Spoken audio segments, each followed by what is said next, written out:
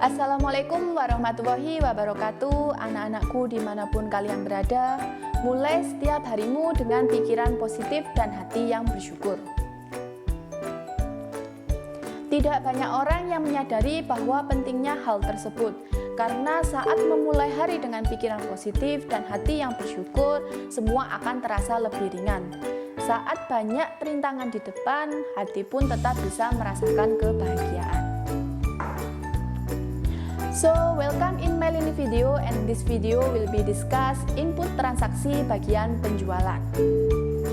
Baik, untuk kali ini saya hanya akan menyampaikan cara entry transaksi penjualan kredit atau tunai, retur penjualan, dan penerimaan kas dari piutang. Pada studi kasus kita telah disediakan beberapa bukti transaksi. Yang pertama, jika bukti transaksinya berupa faktur dan di bukti tersebut terdapat tanda kopi, maka dapat kita pastikan bahwa itu adalah bukti transaksi penjualan. Seperti contoh berikut, pada bagian kepada terdapat toko Elektro Jaya yang merupakan customer kita. Untuk menginput transaksi penjualan tersebut, yakni pada jendela comment center, silakan kalian pilih sales, kemudian enter sales. Pada bagian atas, kalian pilih customer sesuai dengan soal, yaitu Toko Jaya Elektro. Kemudian tekan tab, dan yang ini paling penting, silakan hilangkan tanda checklist pada teks inklusif yang terdapat pada pojok kanan atas. Kemudian pada invoice diisi nomor faktur, yakni F12-2. Date diisi tanggal faktur, yakni 6 Desember 2019. Kemudian pada tabel, pada kolom SIP, diisi jumlah unit untuk barang yang pertama, yakni 8. Lalu tekan tab pada keyboard, lalu untuk geser ke sebelah kanan, geser lagi sampai muncul tampilan pilihan barang, lalu pilih PM300.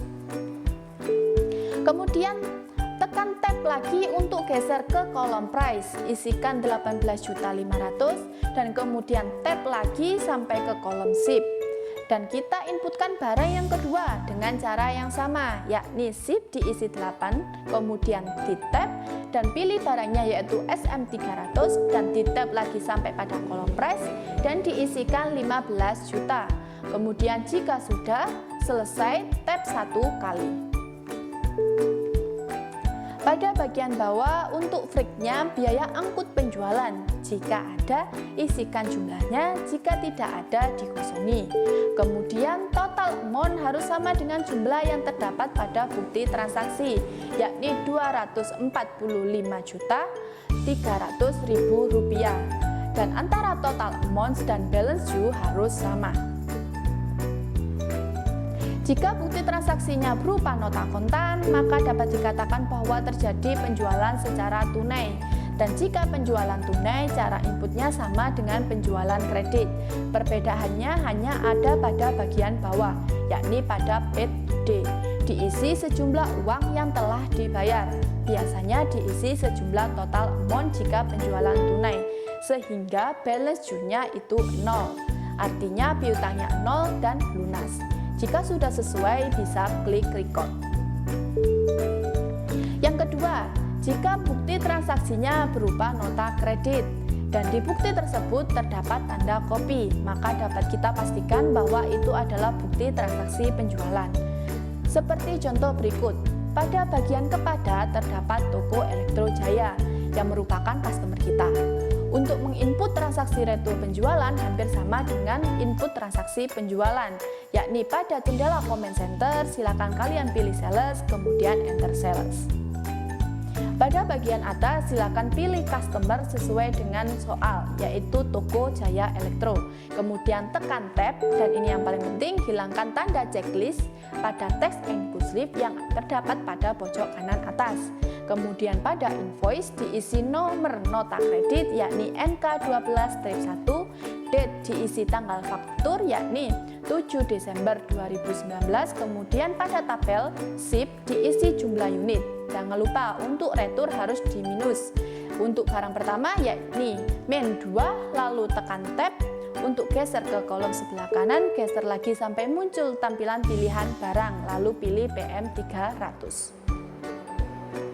Kemudian tap lagi untuk geser ke kolom price, isikan 18.500.000 dan kemudian tap lagi sampai ke kolom ship dan kita inputkan barang yang kedua yang diretur dengan cara yang sama, yakni ship diisi min 1, kemudian tap dan pilih barangnya SM300 dan di tap lagi sampai pada kolom price dan diisikan 15 juta.